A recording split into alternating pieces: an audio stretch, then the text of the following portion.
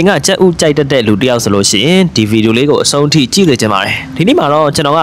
ကြက်ဥစားတော့မယ်ဆိုလို့ရှိရင်သိထားတဲ့အရေးကြီးချက်လေးတွေကိုပြပြပေးသွားမှာဖြစ်ပါတယ်အရင်ဆုံးအနေနဲ့ကြက်ဥဆိုတာက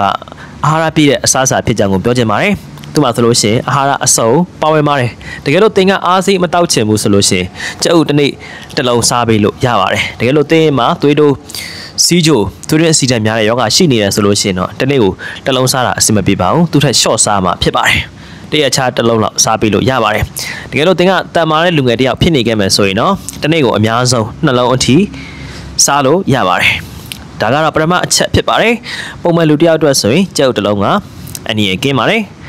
ယောဂမရှိဘူးတန်မာတဲ့လူငယ်တယောက်ဖြစ်မယ်ဆိုလို့ရှိရင်တော့တစ်နေ့ကိုနှလုံးလောက်ထိစားတာပြဿနာမရှိတတ်ပါဘူးယောဂအခန့်တစ်ခုခုရှိတယ်သွေးရင်းစီဓာတ်များတယ်နှလုံးသွေးကြောခြင်းရှိတယ်စီးချိုယောဂရှိတယ်သွေးတိုးယောဂရှိတယ်ဆိုရင်တော့တရက်ချတစ်လုံးလောက်ပဲစားပေးသင့်ပါတယ်နောက်တစ်ချက်ကကြတော့ကြက်ဥကိုစားတဲ့အခါမှာတက်နိုင်သမျှအစိမ်းမစားစေချင်ပါဘူး။ဘာဖြစ်လို့လဲဆိုတော့အစိမ်းစားတာကအခက်မသိလို့ရှိရင်ဆယ်မိုနယ်လာလို့ခေါ်တဲ့ဘက်တီးရီးယားပိုးဝင်ရောက်ပြီးတော့ food poison လို့ခေါ်တဲ့အစာအဆိပ်သင့်တာကိုဖြစ်စေလို့ပဲဖြစ်ပါတယ်။ဒါကြောင့်မို့လို့တက်နိုင်သမျှချက်စားပါကြော်စားပါလို့ပြောချင်ပါတယ်။ဒါကြောင့်အစိမ်းစားခြင်းနဲ့ဆိုလို့ရှိရင်လည်းတိတ်ချစက်ပြာနဲ့ရေနဲ့ဆေးဖို့လိုအပ်တယ်။စားရည်စိမ်ဖို့လိုအပ်ပါတယ်။ဒါမှသာသူ့မှာကတ်နေတဲ့ဆယ်မိုနယ်လာဘက်တီးရီးယားတွေကိုလျှော့ပါသွားအောင်ပြုလုပ်နိုင်မှာဖြစ်ပါတယ်။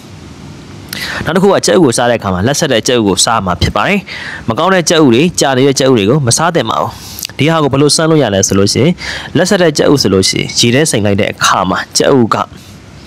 မြုပ်သွားမှာဖြစ်ပါတယ်။ကြက်ဥကမကောင်းဘူးပုတ်နေခဲ့မယ်ဆိုလို့ရှိရင်တော့ရေထဲစိမ်လိုက်တဲ့အခါမှာကြက်ဥကမမြုပ်ဘဲနဲ့ဘောလောကြီးပေါ်နေမှာဖြစ်ပါတယ်။ဒါပြုံမှာကြက်ဥကိုစားတဲ့အခါမှာကြက်ဥအခွန်ကိုတေချာစစ်ဆေးသင့်ပါတယ်။ကွဲအပ်နေတဲ့အခွန်တွေကိုဒီလိုမျိုးကြက်ဥကိုတက်တာသမျှမစားသင့်ပါဘူးစားမယ်ဆိုလို့ရှိရင်လည်းတေချာကြက်အောင်ချက်သင့်ပါတယ်တက်နိုင်မှာတော့မစားသင့်ချင်ပါဘူးနောက်တစ်ချက်ကကြတော့ကြက်ဥကိုတေချာတိတ်ဆဲထားဖို့ဖြစ်ပါတယ်ကြက်ဥကိုနေပြောင်အောက်မှာထားတာမျိုးရှောင်ရမှာဖြစ်ပါတယ်ဒါပြင်မှာကြက်ဥကိုရွေးတဲ့အခါမှာကျွန်တော်အရေးကြီးတဲ့ချက်ကကြတော့ကြက်ဥအတုကိုသတိထားဖို့လိုအပ်ပါတယ်စိတ်ချရတဲ့ကြက်ဥဆိုင်မှာဝယ်ပါလို့လည်းပြောချင်ပါတယ်တခါလေမှာကြက်ဥအတုတွေရှိပါတယ်ကြက်ဥအတုတွေစားမိတာမျိုးလည်းဖြစ်နိုင်ပါတယ်။ဒါပြင်မှာတချို့လူတွေမှာဆက်ဆက်ပပကြက်ဥမတည့်တာမျိုးဖြစ်နိုင်ပါတယ်။အဲ့တော့ကြက်ဥစားပြီးတော့အပိမ့်မိနေထားမယ်။အကွက်တွေပေါ်လာတယ်ဆိုလို့ရှိရင်ကြက်ဥမတည့်တာဖြစ်နိုင်ပါတယ်။ဆရာအောင်နဲ့